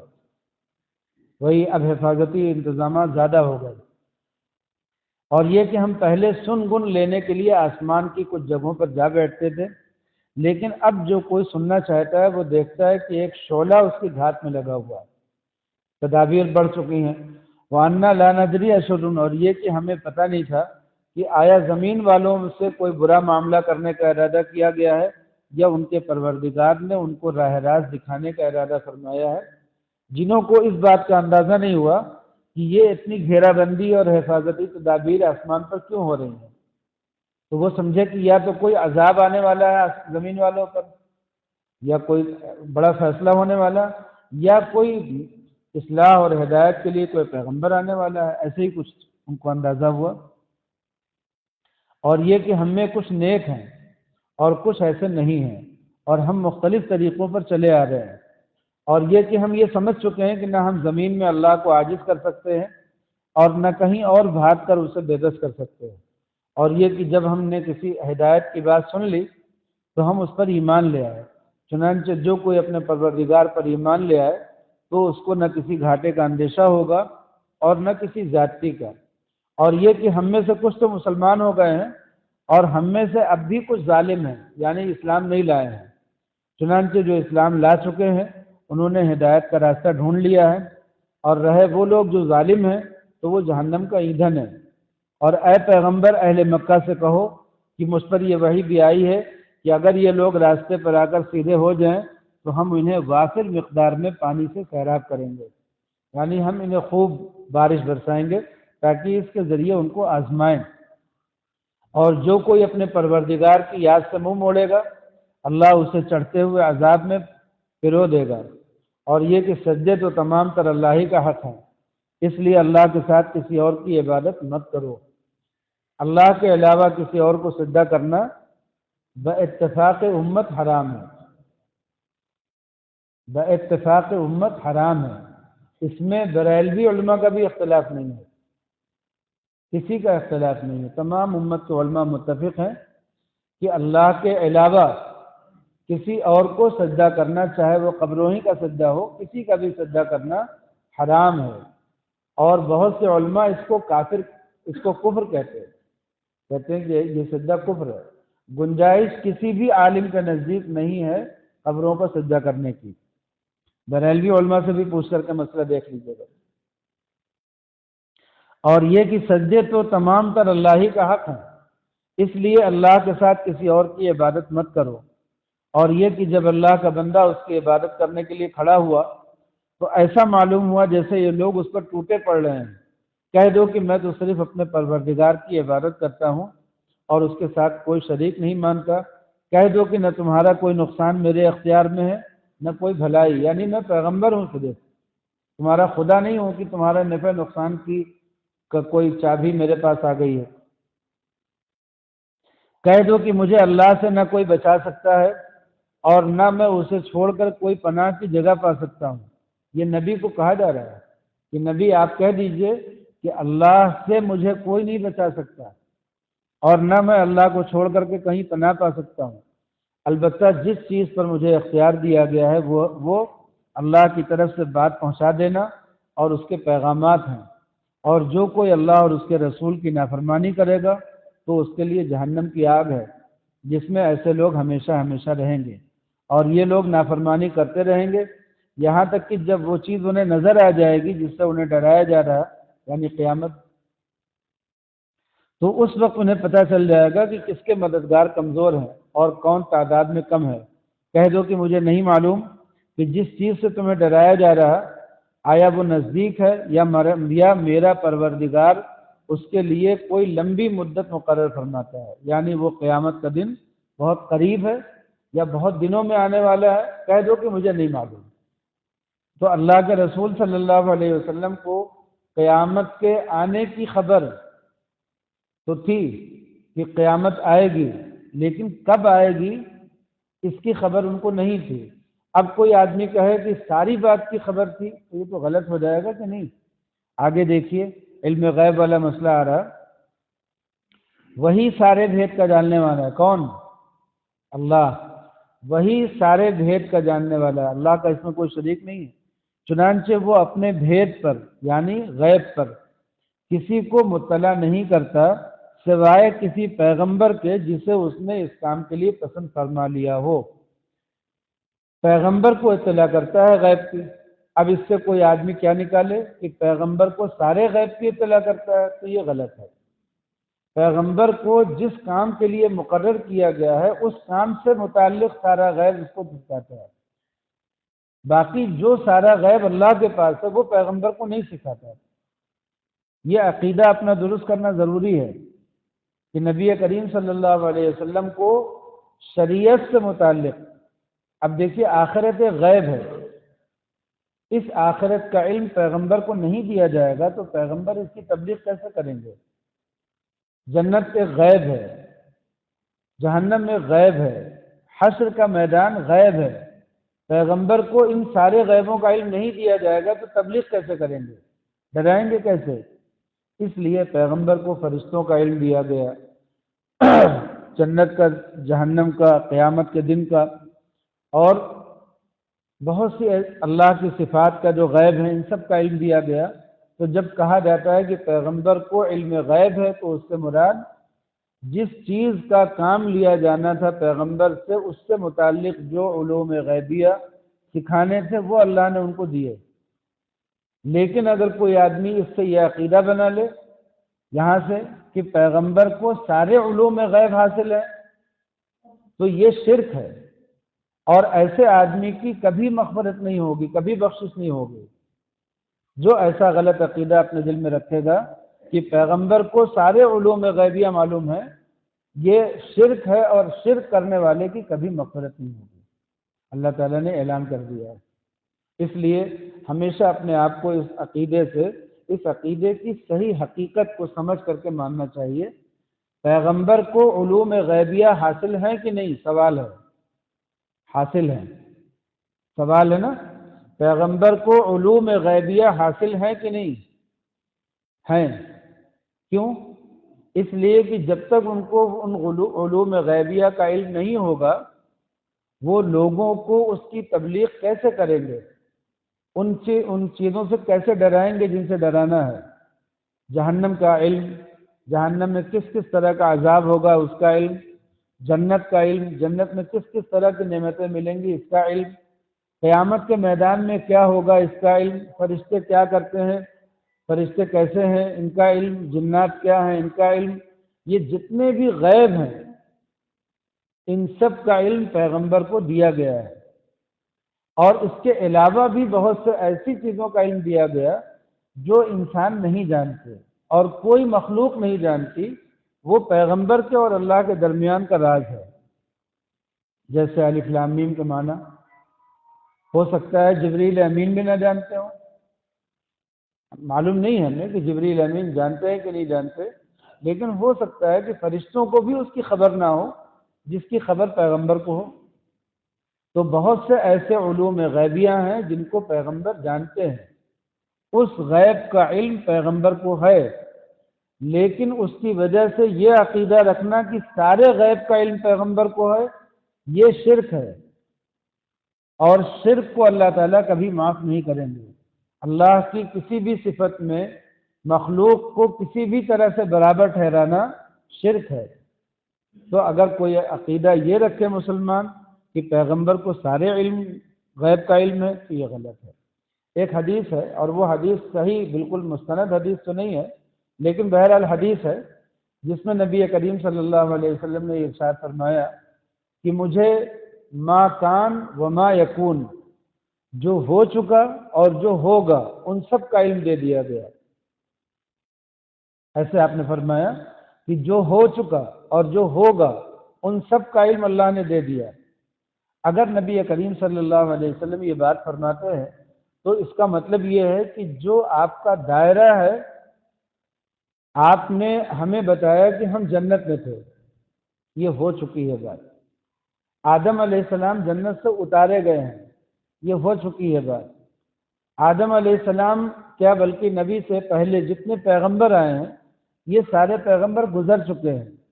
تو جو ہو چکا وہ یہ سب ہے، اور جو ہوگا وہ یہ سب ہے، آخرت ہے اور ساری چیزیں۔ تو نبی کریم صلی اللہ علیہ وسلم کو جو علم دیا گیا ہے وہ ان کے منصب نبوت کے اعتبار سے جتنا علم غیب ضروری تھا آپ کے لیے، چاہے وہ ہو چکا ہو یا ہونے والا ہو، وہ آپ کو دیا گیا ہے۔ تو ما اوتیت علم ما کان و ما یکون، اس کا مطلب یہ نہیں ہے کہ جتنی چیزیں کائنات میں ہو چکی ہیں ان سارے کا سارے کا علم، اور جو جو چیزیں ہوں گی ان سب کا علم، یعنی اللہ کے علم غیب کے برابر آپ کا علم غیب، یہ معنی ہو ہی نہیں سکتا۔ اور اگر کوئی مسلمان اس طرح کا کوئی عقیدہ، اس کے قریب کا بھی کوئی عقیدہ رکھے گا تو شرک ہو جائے گا، اور شرک کو اللہ تعالیٰ کبھی معاف نہیں کریں گے، اعلان کر چکے ہیں۔ اس لیے کبھی بھی کوئی مسلمان علم غیب کے مسئلے کو لے کر کے گمراہی میں نہیں پڑے۔ جو بریلوی علماء ہیں ان کو بھی یہ عقیدہ اچھی طرح پتہ ہے، جو ہم بتا رہے ہیں بالکل ایسے ہی ان کو پتہ ہے علماء کو، لیکن یہ علماء جب بیان کرتے ہیں عوام کے بیچ میں تو یہ سوچتے ہیں کہ اگر ہم یہ کہہ دیں گے کہ اللہ کے نبی کو کچھ باتوں کا علم نہیں ہے تو یہ اللہ کے نبی کی شان میں توہین ہو جائے گی، اس لیے وہ اپنے عوام کو یہ عقیدہ سمجھا دیتے ہیں کہ دیکھو نبی کو ہر بات کا علم ہے، نبی کو یقیناً ہر بات کا علم ہے، لیکن جو ان کے منصب نبوت سے متعلق ہے اس میں ہر بات کا علم ہے، اس میں کوئی چیز اللہ نے ان سے چھپی ہوئی نہیں ہے۔ لیکن جو ان کے منصب نبوت سے الگ چیز ہے، جو اللہ کی تکوین کا نظام ہے، اس تکوین میں نبی کریم صلی اللہ علیہ وسلم نے اپنی زندگی میں قدم قدم پر یہ بات فرمائی ہے کہ دیکھو مجھے غیب کا علم نہیں ہے۔ خود قرآن پاک میں آیت نازل ہوئی ہے کہ آپ کہہ دیجئے کہ اگر مجھے علم غیب ہوتا تو میں لستکثرت من الخیر، پھر تو مجھے کوئی نقصان پہنچتا ہی نہیں کبھی۔ اگر مجھے غیب کا علم ہوتا تو پھر تو مجھے کوئی نقصان کبھی پہنچتا ہی نہیں۔ لیکن احد میں آپ تشریف لے گئے، دندان مبارک آپ کے شہید ہوئے، کیا کیا چیزیں ہوئیں آپ کی زندگی میں، کیسے کیسے حالات پیش آئے، اور آپ صلی اللہ علیہ وسلم کو جو بشری جتنے تقاضے ہیں وہ سب ان کے ساتھ ہوئے۔ جیسے بھولنا، آپ بھولے، نماز میں آپ نے 2 رکعت پہ سلام پھیر دیا۔ ایک صحابی نے پوچھ لیا کہ اللہ کے رسول، یہ نماز اب آج سے 2 رکعت ہو گئی ہے، یہ آپ بھول گئے ہیں؟ آپ نے فرمایا میں بھول گیا۔ پھر آپ نے پوری 2 رکعت اور پڑھائی، 4 رکعت پڑھائی۔ تو اس کا مطلب ہے کہ بشری تقاضے، آپ سوتے رہ گئے اور نماز قضا ہو گئی، بشری تقاضا۔ آپ کو بھوک لگی، بشری تقاضا۔ پیاس لگی، بشری تقاضا۔ آپ نے شادی کی، بشری تقاضا۔ بیویاں رکھیں، بشری تقاضا۔ آپ کی اولاد پیدا ہوئی، بشری تقاضا۔ اولاد کا انتقال ہوا، بشری تقاضا۔ آپ کو غم ہوا، بشری تقاضا۔ آپ کو خوشی ہوئی، بشری تقاضا۔ آپ ہنسے، بشری تقاضا۔ غرض یہ ہے کہ نبی کریم صلی اللہ علیہ وسلم بشر تھے، اور بشر کے سارے اوصاف جو بشریت کے تقاضے ہیں وہ سب کے سب آپ کی زندگی میں ہیں۔ حضرت عائشہ رضی اللہ تعالیٰ عنہ فرماتی ہیں کہ آپ کی دوا بناتے بناتے میں طبیب بن گئی۔ آپ کی دوا بناتے بناتے میں طبیب بن گئی، اتنی دوا میں نے آپ کی بنائی۔ اس کا کیا مطلب ہوا کہ بیماریاں بھی آئیں، غم بھی پیش آئے، مصیبتیں بھی آئیں، جو حالات دنیا میں پیش آتے ہیں وہ سارے کے سارے حالات پیش آئے۔ اگر کسی کو غیب کی خبر ہو تو اس کو غم کس بات کا، خوشی کس بات کی؟ غیب کی خبر ہے، اس کو معلوم ہے کہ سب کیا ہو رہا ہے، تو اس کو کیا غم ہے؟ چلیے، نبی کریم صلی اللہ علیہ وسلم کو قرآن پاک میں اعلان کر کر کے کئی جگہوں پر یہ بات آئی ہے کہ آپ کہیے کہ میں بشر ہوں، آپ کہیے کہ میں بشر ہوں۔ اب ہماری جماعت کے کچھ لوگ کہتے ہیں کہ آپ کو بشر کہنا آپ کی توہین ہے۔ قرآن پاک میں اللہ نے توہین سکھائی ہے کہ آپ کہیے کہ میں بشر ہوں۔ بس بشر الگ الگ درجہ ہے سب کا۔ ایک بشر وہ بھی ہے کہ جو فرعون اور حامان اور قارون شداد ہو گئے، اور ایک بشر وہ بھی ہیں جو آدم، نوح، ابراہیم، موسیٰ، عیسیٰ اور نبی کریم صلی اللہ علیہ وسلم ہے۔ تو بشر الگ الگ ہیں۔ ایک بشر وہ ہے جو فرشتوں سے بھی آگے بڑھ گیا، اور ایک بشر وہ ہے جو شیطانوں سے بھی نیچے گر گیا، جانوروں سے بھی نیچے گر گیا۔ الگ الگ حد ہے، درجہ ہے۔ اب اگر کوئی مسلمان نبی کریم صلی اللہ علیہ وسلم کو بشر مانے اور آپ کی توہین کرے، یعنی کسی مخلوق سے آپ کا درجہ کم مانے، یہ توہین ہے۔ لیکن اگر آپ کو سید البشر مانے کہ تمام انسانوں کے سردار ہیں، تو یہ توہین تھوڑی ہے، یہ تو آپ کا اعزاز ہے۔ ہاں، اگر کوئی آدمی آپ کو بشر ہی نہ مانے تو یہ توہین ہو سکتی ہے۔ کیسے ہو سکتی ہے وہ بھی بتا دیں۔ نور سے نور پیدا ہوتا ہے، اور مٹی سے مٹی پیدا ہوتی ہے، انسان سے انسان پیدا ہوتے ہیں، جانور سے جانور پیدا ہوتے ہیں، یہی نظام ہے۔ تو فرشتوں میں تو توالد و تناسل نہیں ہوتا، وہ پیدائش کا نظام ان کا حکم سے ہوتا ہے، وہ حکم ہوتا ہے، پیدا ہوتے ہیں۔ جنوں میں اللہ نے توالد و تناسل کا نظام رکھا، انسانوں میں رکھا۔ اب نبی کریم صلی اللہ علیہ وسلم جو پیدا ہوئے ہیں، کس سے پیدا ہوئے ہیں؟ نور سے بنے ہیں کہ مٹی سے؟ حضرت آمنہ اور حضرت عبداللہ کیا ہیں، اور ان کا جو سلسلہ نسب ہے کیا ہے؟ یا تو انکار کر دو کہ یہ سلسلہ نسب غلط ہے، الگ سے کوئی مخلوق ہے، اور اگر اسی سلسلہ نسب سے ہے تو پھر یہ کہنا کہ آپ مٹی سے نہیں بنے ہیں، یہ کتنی غلط بات ہے۔ خود آپ صلی اللہ علیہ وسلم نے فرمایا کہ اللہ تعالیٰ نے مجھے مٹی سے بنایا ہے، میں آدم کی اولاد ہوں، سید ولد آدم، میں اولاد آدم کا سردار ہوں۔ آپ نے فرمایا کہ مجھ سے ڈرو نہیں۔ ایک دیہاتی ڈر گیا، آپ نے فرمایا مجھ سے ڈرو نہیں، میری ماں گوشت کھاتی تھی۔ ایسے جملہ آپ نے فرمایا۔ یہ سب کس لیے تھا؟ تاکہ لوگوں کو احساس ہو کہ آپ انسانی ہیں۔ آپ نے فرمایا کہ دیکھو عیسیٰ علیہ السلام کی امت نے ان کو خدا کے برابر ٹھہرا دیا، تم لوگ یہ غلطی مت کرنا، یہ مجھ کو عیسیٰ یونس ابن متی پر بھی فضیلت مت دینا۔ اتنی آپ نے ہدایت کی. آپ نے کہا کہ میری اتنی تعریف مت کرنا کبھی کہ خدا کے برابر ٹھہرا دو. لیکن آج ہماری پوری کی قوم پیچھے پڑی ہوئی ہے. اتنی تعریف کریں گے، اتنی تعریف کہ ان کو بشریت کے مقام سے لے جا کر کے الوہیت کے مقام پہ کھڑا کر دیں. یعنی آپ بشر تھے ہی نہیں، آپ کو کوئی زخم لگا ہی نہیں، آپ کو نیند کبھی آئی نہیں، آپ کو کبھی کوئی بھوک لگی ہی نہیں. تو پھر وہ آپ نے جو 2 پتھر باندھے تھے لوگوں کو دھوکہ دینے کے لیے باندھے تھے. آپ کو بھوک نہیں لگی تھی. جب بھوک لگ رہی ہے تو اس کا مطلب آپ نور کے نہیں ہیں. نور ہیں، سراپا نور ہے. آپ کی تعلیمات کے اعتبار سے، آپ کے اپنے اعمال اخلاق اور اپنے فضائل کے اعتبار سے آپ نور ہیں، نورانی ہیں. لیکن یہ کہنا کہ بشریت نہیں تھی، یہ ایک بہت بڑا گناہ ہے.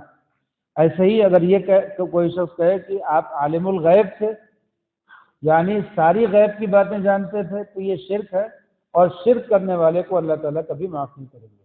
اور یہ بات ہم آپ کو پورے اطمینان کے ساتھ بتا دیں کہ بریلوی علماء جو اپنے عوام کو الٹے سیدھے عقیدے پڑھاتے رہتے ہیں، ان علماء کا خود اپنا عقیدہ بالکل درست رہتا ہے. یہ مجھے بالکل اطمینان ہے. میں نے ان کی جو کتابیں ہیں عقائد کی، میں نے ان کو پڑھا ہے، دیکھا ہے. وہ سنی حنفی ہیں، وہ حنفی ہیں، سارے مسائل وہی مانتے ہیں جو ہم مانتے ہیں.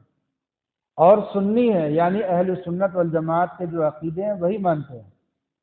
لیکن ان کی غلطی کیا ہے؟ ان کی غلطی یہ ہے کہ جب عوام کے سامنے وہ عقیدے بیان کرنے بیٹھتے ہیں تو ان کو نبی کریم صلی اللہ علیہ وسلم کے بارے میں عقیدہ بیان کرتے وقت اتنا زیادہ اہتمام ہو جاتا ہے کہ کہیں ذرا سی بھی بے ادبی نہ ہو، ذرا سی بھی، تو اتنا زیادہ اہتمام، اتنی باریکی کرنے لگتے ہیں کہ اس کی وجہ سے وہ عوام کا عقیدہ خراب کر دیتے ہیں.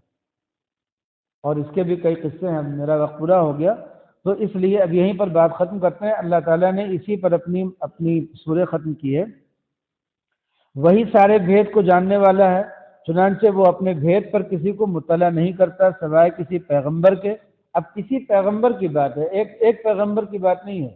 ہر پیغمبر کو اللہ اس غیب پر مطلع کرتا ہے جس کی اس کو تبلیغ کرنی ہے، سوائے کسی پیغمبر کے جسے اس نے اس کام کے لیے پسند فرما لیا ہو. ایسی صورت میں وہ اس پیغمبر کے آگے اور پیچھے کچھ محافظ لگا دیتا ہے تاکہ اللہ جان لے کہ انہوں نے اپنے پروردگار کے پیغامات صحیح پہنچا دیے ہیں، اور وہ ان کے سارے حالات کا احاطہ کیے ہوئے ہے، اور اس نے ہر چیز کی پوری طرح گنتی کر رکھی ہے. یعنی اللہ کے ریکارڈ میں نبی کا سارا عمل اور امتیوں کا سارا عمل پورا بالکل ویسے ہی سیف ہے جیسے آج کل کرتے ہیں نا، ڈاٹا محفوظ کرتے ہیں، سیکورٹی اس کی کرتے ہیں. ایسے ہی اللہ تعالیٰ کے وہاں سب کے ڈاٹا پوری طرح محفوظ ہیں کہ کون کیا کر رہا ہے. ہم جب وہاں حج میں گئے تو حج میں عزیزیہ میں ٹھہرے ہوئے تھے. مسجد میں اعلان ہوا کہ آج کسی عربی عالم کا بیان ہوگا. تو جب ان عربی عالم کا بیان ہوا تو اس سے پہلے ایک غیر مقلد صاحب کھڑے ہوئے، سلفی کھڑے ہوئے. انہوں نے، وہ جو یہاں کے سلفی وہاں جا کر کے ٹھہرے ہوئے ہیں، وہ ایک بڑی غلطی کرتے ہیں. اس غلطی کا بہت زیادہ ہمیں احساس ہوا. انہوں نے عوام میں سے کہا، یعنی انہیں عالم صاحب کو بٹھا دیا اور پھر اس کے بعد عوام میں ایک اعلان کیا کہ علم غیب کے بارے میں آپ حضرات کا کیا عقیدہ ہے. اب کوئی کچھ بولا، کوئی، لوگ بولتے بھی کہاں ہیں اور عوام کہاں پوری بات کہہ پاتے ہیں. تو جو کوئی کسی کے منہ سے کوئی ادھوری بات یا جیسا بھی کوئی جملہ نکلا، اس سے ان کو کوئی مطلب نہیں. وہ ان عربی عالم کو یہ بتاتے ہیں کہ ہندوستان سے جو لوگ آتے ہیں ان کا علم غیب کے بارے میں عقیدہ صحیح نہیں ہوتا. ان عالم کو وہ بدگمان کرتے ہیں. یہی غلطی مجھے بتانی تھی کہ وہ یہ کہتے ہیں کہ ہندوستان سے جو مسلمان آتے ہیں ان کا علم غیب کے بارے میں عقیدہ صحیح نہیں ہے. وہ یہ کہتے ہیں کہ رسول بھی عالم الغیب ہے اور وہ اور لوگوں کے لیے بھی عالم الغیب کی صفت کو مانتے ہیں، اس لیے وہ مشرک ہوتے ہیں، آتے ہیں اپنے وہاں سے حج کرنے کے لیے مگر بدعقیدہ ہوتے ہیں. تو یہ بات وہ ان کو پہلے سے بھی سمجھا دیتے ہیں، پھر عوام میں ایسے کسی سے سوال کر کے اس کے بعد اب ان عالم صاحب کا بیان شروع ہوتا ہے. عربی عالم جو ہوتے ہیں، اصلی جو عربی عالم ہیں، یہ بہت ہی جید عالم ہوتے ہیں. بہت گہرا علم ہوتا ہے، بہت نیک، بڑے متقی، بڑے پارسا لوگ ہوتے ہیں، ان کا بڑا اونچا مقام ہے۔ ہمارے وہاں کے جو بڑے بڑے بزرگان دین ہیں وہ بھی ان کے سامنے اپنے آپ کو طفل مکتب یا بچہ ہی سمجھتے ہیں، اس لیے کہ لوگوں کا کہنا یہ ہے کہ جو ہمارے وہاں کے اعلیٰ درجے کے بزرگان دین ہوتے ہیں، علماء ہوتے ہیں، وہ وہاں کے عام لوگوں کے برابر ہوتے ہیں۔ عام لوگوں کا عقیدہ ہمیں تو اتنا مزہ آتا تھا کیونکہ ہم کچھ عربی سمجھ لیتے تھے، تو جب کسی ڈرائیور سے بات کرتے تھے اور اس کے عقیدے اور اس کے علم اور اس کا تذکرہ ہوتا تھا، کوئی سوال کر لیا ہم نے کبھی، اور وہ جس طرح سے قرآن و سنت سے بیان کرتا تھا تو وہ ہم لوگوں کے علم سے زیادہ بیان ہوتا تھا اس کا۔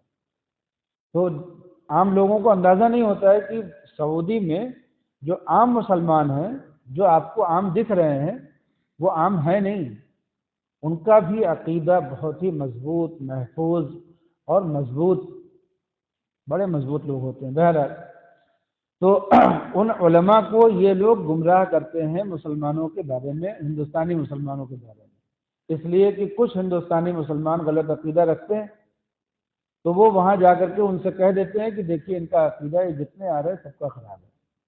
اب اس کے بعد پھر وہ تقریر شروع کرتے ہیں اور پھر علم غیب کا انہوں نے بیان کیا بہت زبردست، بڑا عمدہ، تو بیان تو بہت عمدہ تھا اس لیے کہ وہ صحیح صحیح عقیدہ بیان کر رہے تھے، لیکن ہمیں تکلیف اس بات کی ہوئی کہ ان کو یہ پیغام غلط دیا جاتا ہے کہ ہندوستان سے جتنے آتے ہیں سب بگڑے رہتے ہیں، یہ تکلیف ہوئی اس کی۔ ان لوگوں نے بہت گمراہی کی دیوبند کے متعلق ہے کہ دیوبند کا جو مدرسہ ہے دارالعلوم دیوبند، مظاہر العلوم سہارنپور، دارالعلوم ندوۃ العلماء، یہ سب لوگ قبر کے پجاری ہیں، قبر کی پوجا کرتے ہیں۔ بتائیے، یہی لوگ تو قبر پرستی کے خلاف سب سے زیادہ کھڑے رہتے ہیں، ان سے بھی لڑتے ہیں، پوری قوم سے لڑتے ہیں، اور انہی کے اوپر الزام ان لوگوں نے لگا دیا کہ یہ لوگ قبر کے پجاریوں کی حمایت کرتے ہیں، ایسی ایسی باتیں کرتے ہیں، عجیب عجیب طرح سے جا کر کے بدگمان کرتے ہیں۔ تبلیغی جماعت کے خلاف تو اتنا بھڑکایا کہ سعودی میں تو پورا بین ہی لگ گیا بالکل، کہ کوئی تبلیغی جماعت میں جا نہیں سکتا، تبلیغی جماعت کی کوششوں میں لگ نہیں سکتا۔ تو اب وہی ہے، اللہ تعالیٰ ہر ایک کے معاملے کو دیکھ رہے ہیں اور ہر ایک کی اصلاح اللہ ہی کے ہاتھ میں ہے، کچھ کہا نہیں جا سکتا۔ چلیے دعا کریں۔